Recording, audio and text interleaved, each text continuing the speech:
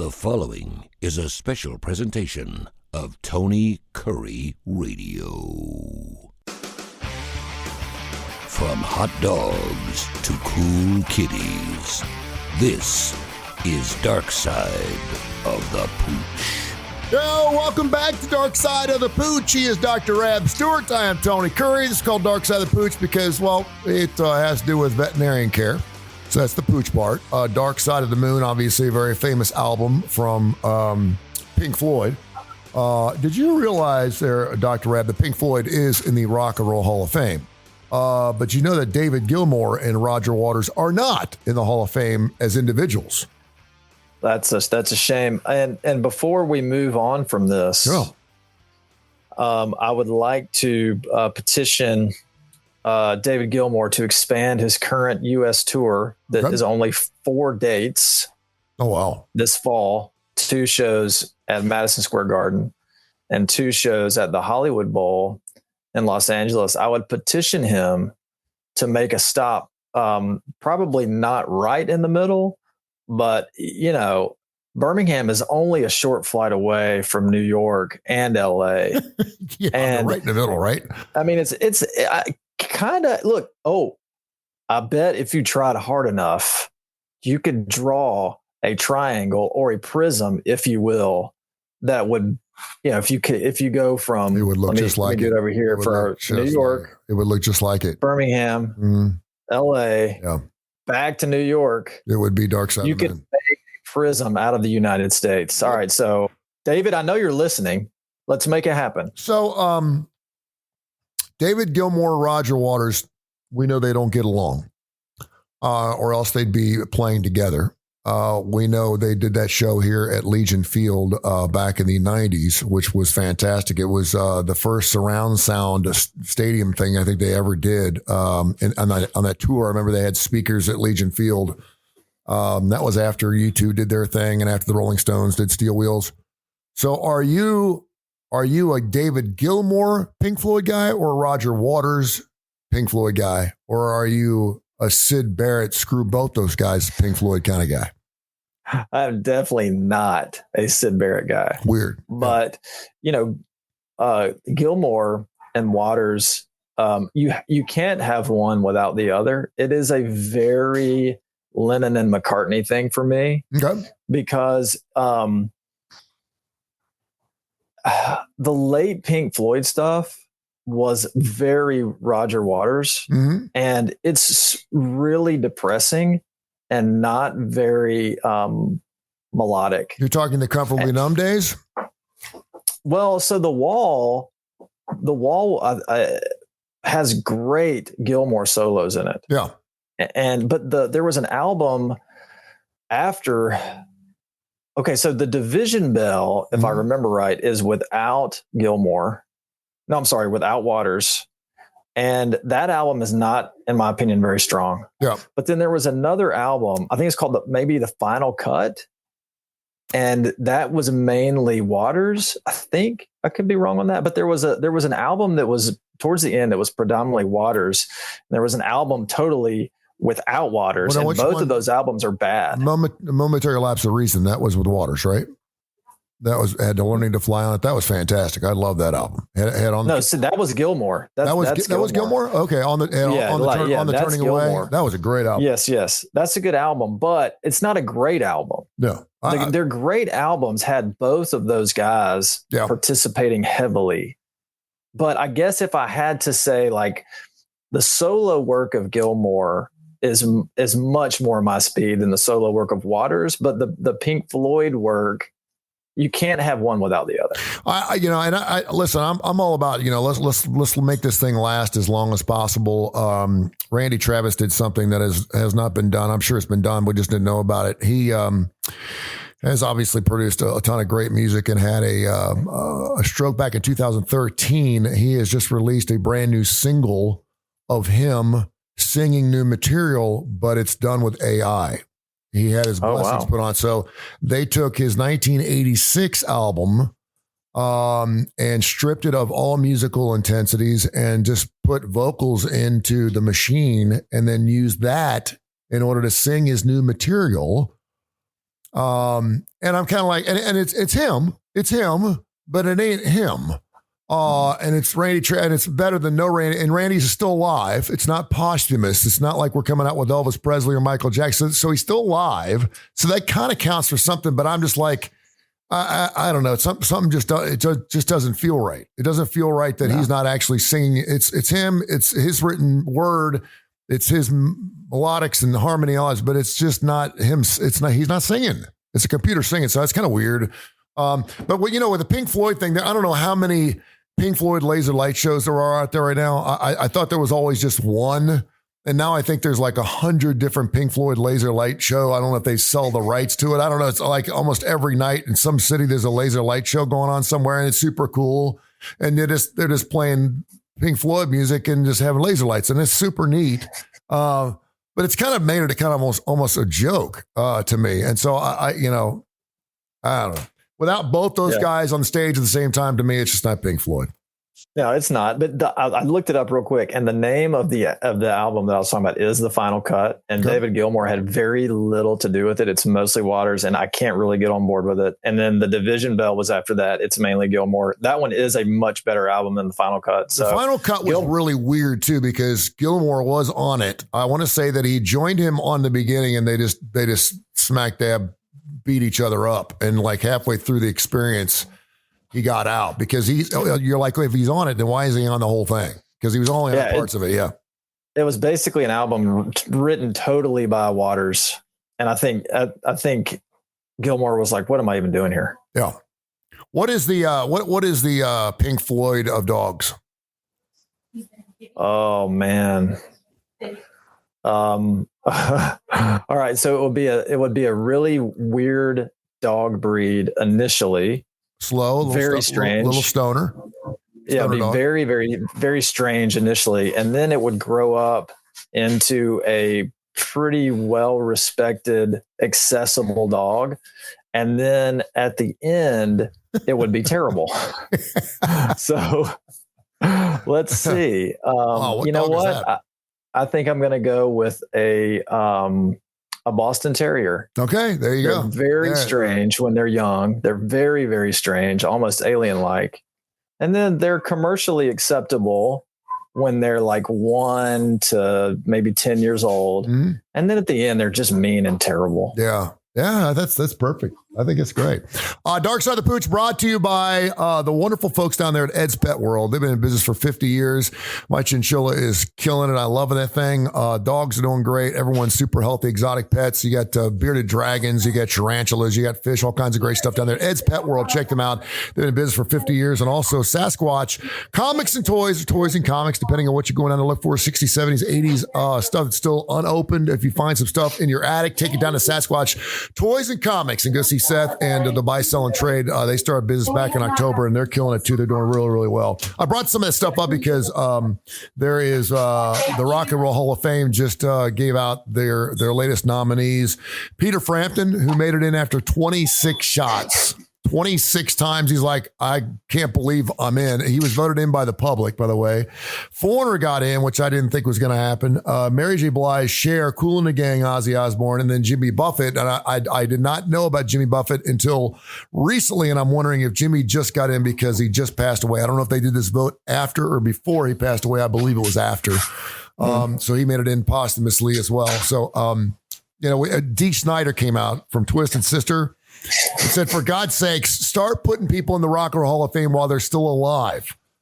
Because the people can't enjoy the Rock and Roll Hall of Fame. First of all, he said the Rock and Roll Hall of Fame is a joke. And I'm like, well, if it's a joke, then why do you care whether you're alive or not if you're inducted in? So it means something, these folks. Evidently, MC5, you ever heard of the band MC5? Yes. The MC5. Yeah, MC5's good. They've been up forever, and they finally got voted in this year, and their last remaining member just passed away a couple weeks ago, I guess. So no one's there to enjoy the actual induction into the Hall of Fame. So if the Hall of Fame is a joke, then Twisted Sister definitely deserves to be in because they are also a huge joke. Well, we went through the list. Listen to these names that are not in the Hall of Fame, all right? Phil Collins. Genesis is in. He's not in. But come on. Phil Collins, to me, was better solo than he was with Genesis. Brian Adams, Greg Allman, Bad Company. America, BTO, Black Crowes, Boston, Bon Jovi, Joe Cocker, Roger Daltrey, Foghat, John Fogerty, Jay Giles, Styx. If you're putting Foreigner in, you got to put Styx in. They're one and the same. Pete Townsend, Three Dog Night, Sting, Motley Crue, Robert Plant, Roger Waters, Roger Waters. Robert Plant has amazing solo work. Oh my God! Yeah, I mean, even if he had never been in Zeppelin, it would be unbelievable. Sammy Hagar, Grand Funk, Guess Who, Don Henley, Kansas, Jethro Tull, Huey Lewis, The News. I can make an argument for them. Cyndi Lauper, The Monkees, and Meatloaf. Yeah, I'm just REO Speedwagon. The Foreigner thing is like, if you're going to put Foreigner in, you got to put REO Speedwagon in. You got to put, you got Journey in already. Motley Crue's probably going to have to get in. And so G. Snyder's whole thing is like, if you're going to put Motley Crue in, which I think is eventually going to make it, right? I mean, it could be 30 years from now, but they're going to get in. So why not just put everybody in? And I'm like, you can't put everybody in. The Beatles didn't make it into the third year. Okay. That's crazy to me. You had Buddy Holly, Elvis Presley, Little Richard, Chuck Berry, Dion, I think made it in the first year. And then the Beatles, of course, they get in the same year the Rolling Stones go in, because it was almost like they had to put them both in at the same time because they just beat each other up. So I understand what he's saying. That obviously the Beatles, but you have to, when you're starting a Hall of Fame, if you have the Dr. Rab Pet Hall of Fame, you can't put everybody in the first year because you'll have nothing to put in the following years. So that's probably why they're waiting on Quiet Riot and Twisted Sister to get in the year 2057. I wonder if they would put in like a limit, because in the Baseball Hall of Fame, which is, I don't know, maybe the most infamous Hall of Fame that there is, maybe the best Hall of Fame that there is, depending on the way you look at it. But if you don't make it in within a certain year, you're never going to make it in. Do you, by the way, do you know how many times the Hall of Fame, the Baseball Hall of Fame, inducted 0? I think that there has been some years. 9 times. I was going to say 5. Just 2022 was the last time it happened. 9 times Major League Baseball said, "Oh, well, ain't going to buddy up." I mean, and you're thinking it's obviously not about the money, because because they could. But then again, it's totally up to writers' vote too. So I mean, we really have nothing to do. The Rock and Roll Hall of Fame, I think, that has this thing they can put in whoever they want. There's a writers list, but I think there's also this backdoor committee that kind of says, yeah, they're good to go. And then of course they also have the human element, that is the fan vote. But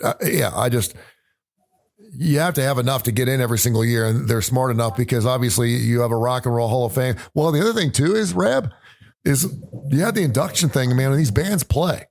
I mean, as difficult as it was to see Duran Duran get up on stage last year. So, I mean, think about some of these dudes that you're going to be putting up on stage. They're not even going to be able to play. No.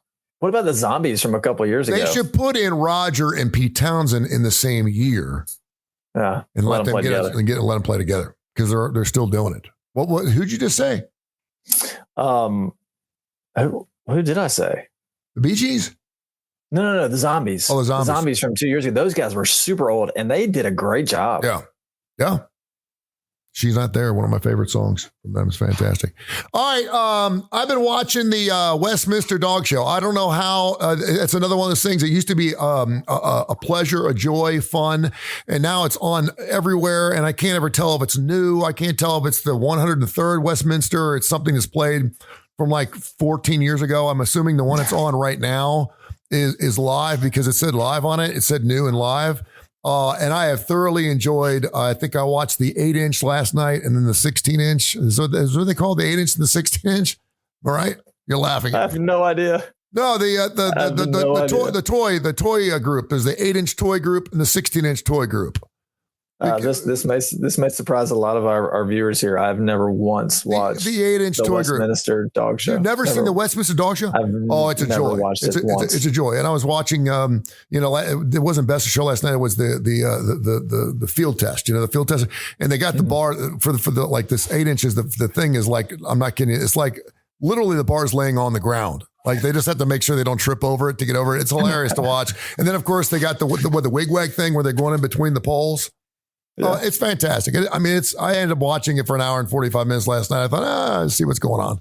I was going to watch. I'll give you a glimpse into my TV viewing. Yeah.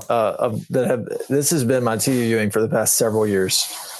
If there is a sporting event that I care about, it will be on in the background, and I may or may not be able to pay attention to much of it at all. Yeah. Like, for instance, last night I had the Braves game on, and I probably watched a combined 10 minutes of it total. And then my wife and I will watch the Game Show Network in bed for about a half hour before we both fall asleep. Wow. What's your now? Hold on. Game Show Network. Are we talking old time game work? So when we go to bed, Joker's Wild match game, stuff like that. Yeah, I'm talking about that Game Show Network. But the show that is always on when we go to bed is Steve Harvey Family Feud. Yeah, I have seen the Steve Harvey thing, and it's gotten too nasty. And they're setting the questions out. They're setting up the questions now. It's almost soft porn. It is. I mean, it's like, name something that both is moist and super lubricated when it gets wet. It's like, dude, I mean, they know what the answers are going to be, my husband's mouth. And I'm like, and then Steve acts like he's surprised by someone saying penis or something. Oh, wait, there's Family Feud here. I'm like, dude, did you hear the question you just said? Maybe we should get a team together and go on there. Yeah. Is there any truth that Richard Dawson had like 17 different types of syphilis on his lips after he kissed all those women for all those years? I cannot, like, those old Family Feuds where he was the host. It just makes my skin crawl. Like, seriously. Dude, can you imagine doing that now? Could you imagine Ryan Seacrest doing a game show where he kisses all the females? Could you imagine Steve Harvey kissing all the females on the show? He probably wants to kiss a few of them, but there were some lookers on, and I can guarantee you this, and I think there's a game show book. I forget what it's called. It could be called Double Whammy or something like that. By the way, great game show. I love the Double Whammy. It's still on. Yeah, I know it. Elizabeth Banks hosts it. Does she? Oh, it's Elizabeth Banks. Well, I'm in. Is that on the Game Show Network? It's on the Game Show Network. It comes on like, I think 6 or 7 p.m. But I'll listen. Do you know that she's in her 50s? Dude, she was a 40-year-old virgin, right? Is that the same Elizabeth Banks? Crazy girl? Maybe so. Crazy yeah. Oh, yeah. I like me. And she was also in the Hunger Games movies. Yeah. She was had that weird she's fun. Get up. Yeah, she's fun girl. Yeah. So that would be amazing to have a game show now where they. Yeah, there was also. Do you remember the movie? Was it called The Running Man with Richard Dawson and Arnold Schwarzenegger? Where that was a game show. It was a game show where they actually killed the that you had to run through a maze and stuff. And at the end of the show, someone would die. You had to make it through this maze of. It was like game. Was that Running Man? Because right now I'm getting confused with the Dustin Hoffman movie where he gets his teeth pulled by the Nazi dentist. Or is that Marathon Man? That's Marathon. That's Man. A Marathon Man. Yeah, that's Marathon Man. Is it safe yet? Is it safe yet? Oh, dude! And then he makes him swallow the diamonds. Oh, I saw that when I was like 7 years old, and it still gives me nightmares. Oh, that movie! It's a great movie. Is it safe yet? Oh, it's real safe. It's very, very safe. Oh my gosh, that set dentistry back like 50 years, man. If you were trying to get, we're gonna put gas on, you're never gonna feel a thing. You watch that movie, you'll never go see a dentist again. Well, it's horrifying. Yeah, I've never seen Running Man.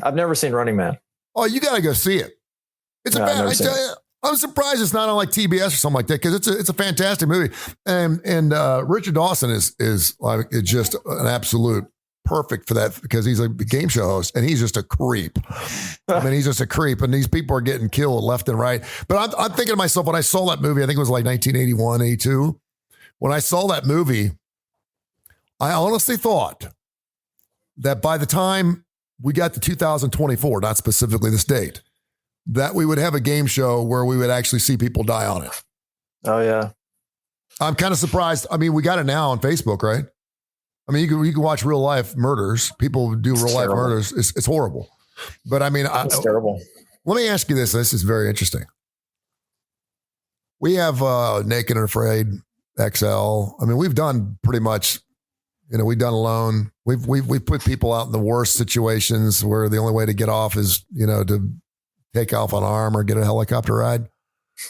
I wonder if you did some type of game where death was actually part of the situation, if you could pull that off. If you said, because if you had a loan and someone was actually mauled by a bear and killed during the taping the show, you would hear about it. I.e., the Simon Cowell show, that big stunt show he had. He had a stunt show that was out, and you don't know about it anymore, right? Because they took it off the air. There was a stunt show where a guy was hanging between two cars and had to get between the two cars before the cars came slapping together like 50 feet in the air, and he didn't make it. Oh, my God. And, of course, they didn't air that part, right? That's the great thing about Evel Knievel. It was live. If he was going to die on TV, he was going to die on TV. That was the real deal, right? But would someone be willing, and would anybody watch that knowing that someone could actually die? People would 100% watch it. Like, that is not a question in my mind at all. They would 100% watch it, because you can go back to when I was a kid. Talk about when you were a kid. When I was a kid, man, I miss these things. The really great video stores, and I'm not even talking about Blockbuster. Yeah, I'm talking about the mom and pop VHS video stores, where they had an endless collection of movies. Like, they would have a horror section that was as big as Blockbuster itself. Mm-hmm. And they have a comedy section and a drama section, and I'm talking like Toxic Avenger 1 through 4 and stuff that you can't find anywhere. But back in the corner, there was this collection of Faces of Death. Oh my God. See, I couldn't do that. And people rented them. So I know that people would watch a show like that. When that first came out, in case people don't know what Faces of Death is, it's just different ways to die on camera. And of course, I don't know if it's real or not. I don't know enough about that. For the most part, everyone thought it was real because it was actual videos of people getting hit by trains and committing suicide and stuff like that. And I just thought it was the worst thing in the history of the world. I mean, I could just imagine Terrible. Jesus sitting there watching that going, guys, I get uncomfortable watching like a movie rape.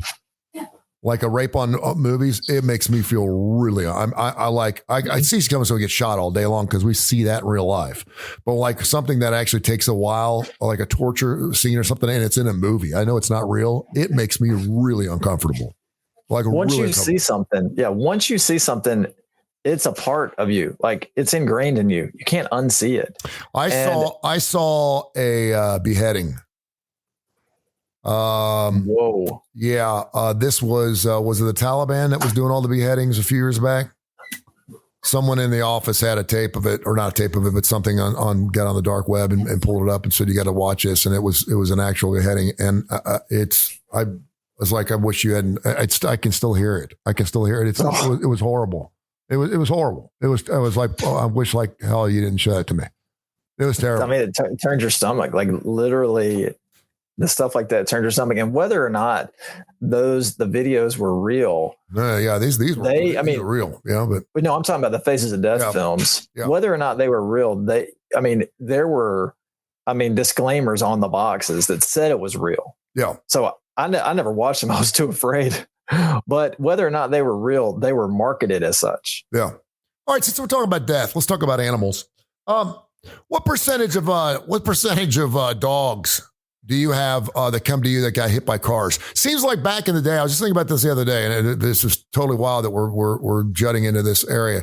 But it seems like back in the day, the only time your dog would get killed was when it got hit by a car. Maybe it's because I lived in a more of a rural area. I remember our dogs used to get hit by cars all the time. Sometimes they'd make it, sometimes they wouldn't. Sometimes they'd come back with a banged up leg. Oh, you get hit by a car, boy, it's okay, that kind of thing. But, we had cows in the backyard, and they'd just run. But do you don't see animals getting hit by vehicles as much as you used to, do you? No, you really don't.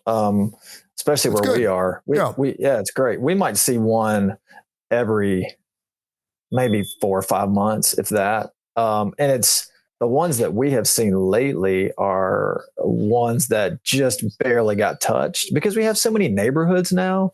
So if you're in a neighborhood, you either have a fence or everyone's driving through your street going 10, 15 miles an hour. Yeah. So the injuries aren't bad. There aren't a lot of people that live on, main roads around here, at least where we are. Mm-hmm. So when we see one, it's usually pretty minor injuries, thankfully. My boy Rainer, if he can get 9 lives, then he used one of them the other day because he went running out, and he doesn't do this. My Havanese will run out anywhere and not even care, but my Rainer never runs out of the road. He ran straight out the road, car came up the street, and I saw it happening. Man, that guy was not paying attention. He was right around the car. He had everything set up for him to get run over, and he missed him. I don't know how he did it, but he's like, guy waved. It's like, hey, because people fly up and down our street, but.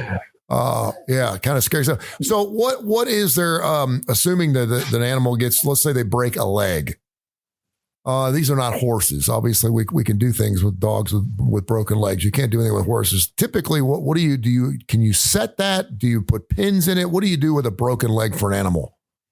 It depends on the age of the pet and depends on the fracture. But let me go back to your question just a second ago. I was going to say that we have gone where we are in our area, our demographic, we have gone from hit by cars to hit by golf carts or fallen off golf carts. Oh, wow. Yeah. So I can see that. I can think of 2 really bad golf cart injuries that killed the pet. And I can't tell you the last time I saw a hit by car that killed the pet, but there was one, both of these cases are dogs falling off a moving golf cart. That's what killed them.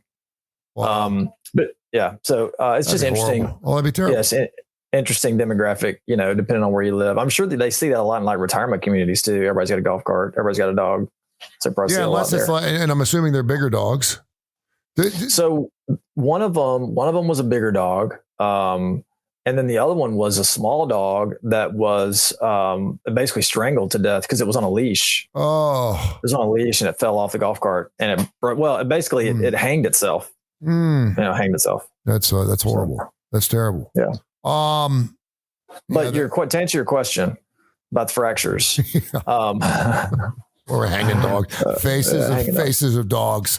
Part faces 5. of dogs. Yeah. So anyway, if you have a young dog, a young growing dog, and they break one of the longer bones of their leg, then you could, if it's still lined up and not displaced, you could probably splint it, especially a front leg.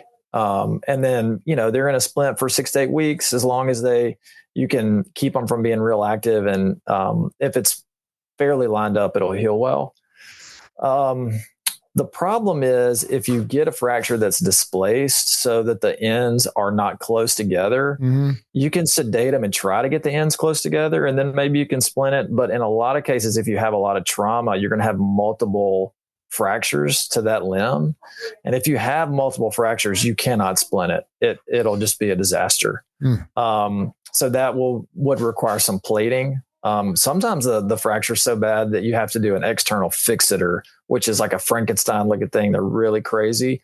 But so you'll have basically external hardware that goes into the skin and into the bone, and it holds the bone together. So you have an external portion of the apparatus. Like those leg braces, kids used to wear. Yeah. But if anybody out there is curious, you want to see some, just really outrageous fracture repairs. If you just Google external fixator dog fracture, you'll see some really wild stuff. Faces of Fixator. Faces of Fixator. Dudes in back alleys fixing dog legs. Is that what you're talking about? Yeah, I think about like the that scene with the original Batman with Michael Keaton with Jack Nicholson, when he's in the back alley getting fixed up after his robbery goes wrong. That used to be real. They used to actually do that. Anything interesting going on at the shop before we get into some emails here, some mutt mail? I mean, it's been just pretty routine stuff. It's been pretty routine stuff since last week. So right. I don't really have any fantastic stories for you. First question I got is from the Kurre family out here, Russell Woods. My Havanese, Which you've seen my Havanese. It's if you didn't know what a dog's supposed to weigh, you'd think I was starving this dog because you can feel pretty much a lot of its bones. But it eats. I mean, I feed it. I don't know what else am I supposed to do with it. But it's you can feel its bones, right? But it's healthy, right? Yeah. You tell me. Yeah. Yeah. So the last 4 or 5, I don't know if I'm having issues with this dog, but the last 4 or 5 nights, I feed them at 6 in the morning and then 4 in the afternoon. And they know exactly when to feed at 4 o'clock when they're coming to find me.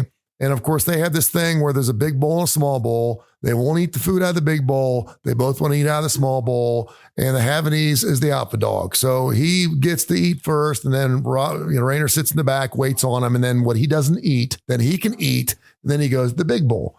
Well, they've been not fighting over food, but they're rushing through it. And my Havanese is eating so fast that he's vomiting every time he eats now. So the last 4 nights at the 4 o'clock feeding, he's chowing down. He eats a whole bowl of food, and then he goes under a piece of furniture, and you hear that. And there's only one word sound, and that is the licking of their you-know-whats at 4 o'clock in the morning. Like, knock it off.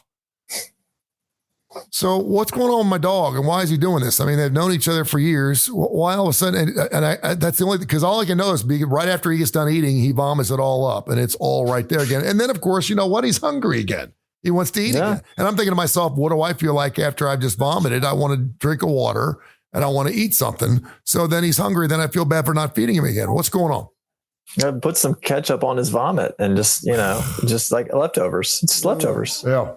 Don't do that. What about in the morning? Is it happening in the morning? No. Are they doing the same thing in the morning? No.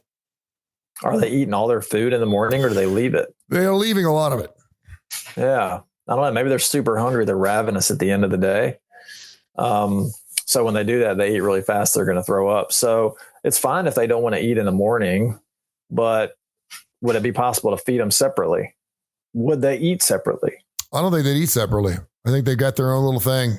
Because Rainer will get me up to go feed because he knows Frisco's got to eat.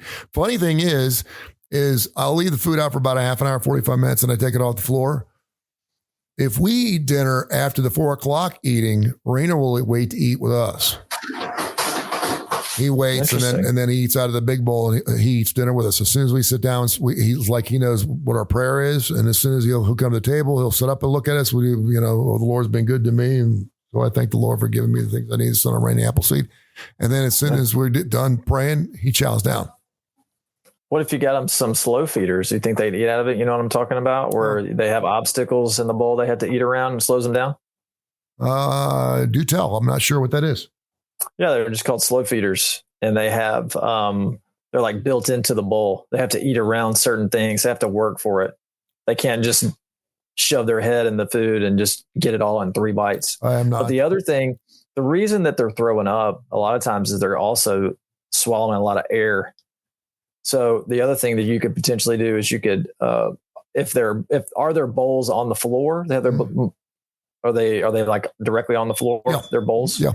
Or do you have them elevated? Okay. No, they're on So the other thing you could potentially do is you could elevate the bowls so that they're not angling their heads down, that they're more eating where their heads are level, and then they won't swallow as much air, because when they do that, their stomach distends and they're more likely to regurgitate. So you can think about raising their bowls. So they can still eat fast, but maybe they won't get as much air. Or you could think about getting them some slow feeder bowls. All right, there you go. Info at TonyCurryRadio.net. Info at TonyCurryRadio.net. Always some wonderful email questions here. Trina in Childersburg wants to know, how often do I need to cut my dog's nails? Well, it kind of depends on how short you want them to stay consistently. So if you don't want your dog's nails to scratch up your floor, you need to cut them a lot because they need to stay short, and the blood supply to those nails needs to stay short. If you let your dog's nails grow out, for weeks or months on end, the blood supply is going to follow the nail, and you're not going to be able to get the dog's nails short again without making them bleed. So it really starts early in the dog's life. If you want to keep a consistently short nail, and you can do it every week to 2 weeks. Yeah. But it really is just a case of doing it when they need it and when you want to do it. But To be, I'd probably say once a month, to really keep them where they're trimmed back and they're not getting overgrown once a month. All right. Stan in Huntsville says, I've never had an issue with my Cocker Spaniel being a humper, but recently, the last 3 or 4 times I've had friends come over to the house, he goes to town on my leg. What's going on with my dog? It's a male. So it's a male, by the way. It evidently is not having any issues. And for some reason, he's making it sound like when his friends come over, the dog is like trying to put on a show or trying to show some type of dominance over his owner or something. And yeah, so the dog, so I understand, the dog is humping the owner, not the guest. That's a new one on me. Most dogs do hump because of dominance. But I could see that maybe potentially this dog's doing it because it's maybe nervous or uncomfortable for some reason. So I could see it being either one of those things. And if it's a dominance thing, either way, I probably just put the dog in another room when I had people come over. Also, if the dog's not neutered, you might want to neuter him. Yeah. Never thought of to ask this question, and it's probably going to sound pretty sick, but do dogs enjoy the same sensations as humans do when they ejaculate, when they have sex? I mean, I would assume so. They don't make any noises, and you can't look at their face, and they're like, "Oh." But I mean, the only reason I ask is, we've all been. My dog does that. My dog smokes a cigarette afterwards. We've all been there. Your dog doesn't do that. We've all been there. We've been, pet our dog, and the little red thing comes out. Also, the penis comes out, and you're like, "Whoa!" And you're like, "I'm sorry, I got you a little excited there because you figured that you got excited." But I would assume that, but maybe dogs aren't smart enough because. Males will only hit something that's in heat, correct? They won't have sex because it feels good. Dogs don't have sex because it feels good. No, I don't know. I don't.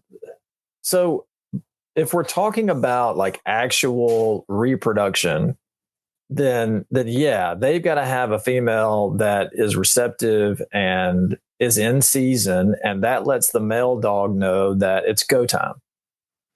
But that's different than when a dog is humping something out of dominance or aggression. When a dog is humping something for those two reasons, they're not looking for love. They're looking just to assert their dominance. So a dog is not going to actually try to get it on unless they have a receptive female. All right, there we go. I can't believe we've been sitting here talking for 40 minutes. I didn't realize that we've just been sitting there. What happens if you start talking rock and roll? I know, right? I'm like, have we been talking for 40 minutes? You want to go to the 40?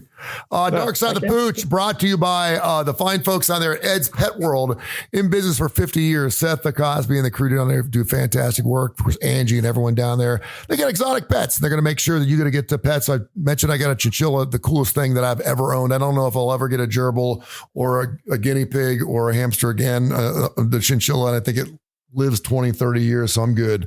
As long as my dog doesn't get a hold of it, it's fantastic. And also, of course, his wonderful Sasquatch comics and toys and comics down there in Citation Court. They do wonderful work. Tell people how they can get in touch with you. And I know we are getting ready out of school in about a week and a half, 2 weeks. People are going to be on vacation. They're going to be wanting to board their animals. Tell them where to do it. Yeah. And also, if David Gilmour travels with any animals, yes, I would offer him a complimentary night of boarding if he plays our fair city of Birmingham. So okay. David, just, you can reach me. That may be enough to put on the top. Yeah. 208-0301, 205-208-0301. You can email me, David Gilmour, at rossbridgeanimalhospital@gmail.com, or you can find us on Facebook, and I will give a free night of boarding to your pup, Sid. I'm sure its name is Sid. Or Barrett, maybe. You're gonna have some dude named David Gilmour calling you up. You watch. He's gonna say, "Dude, I promise you, this is David Gilmour from Pink Floyd." Yeah. Well, you have to hand deliver the dog. That's it. There's no. David was living. You have to bring it yourself. There's no proxy. We're not doing that. Oh, David Gilmour has to. Here come the rules. He's got to show up. You didn't know David lived down in Homewood, did you? He's got to show up with his black Strat. Yeah. I'm sure you'd do more than that for David if he showed up. If he had a dog, named Sid, that would be funny though. I'd have a lot of requests for him to play. That's for sure. There's no doubt. Thank you, my friend. I appreciate you. We'll catch him next week. See you, bud. This has been a special presentation of Tony Curry Radio.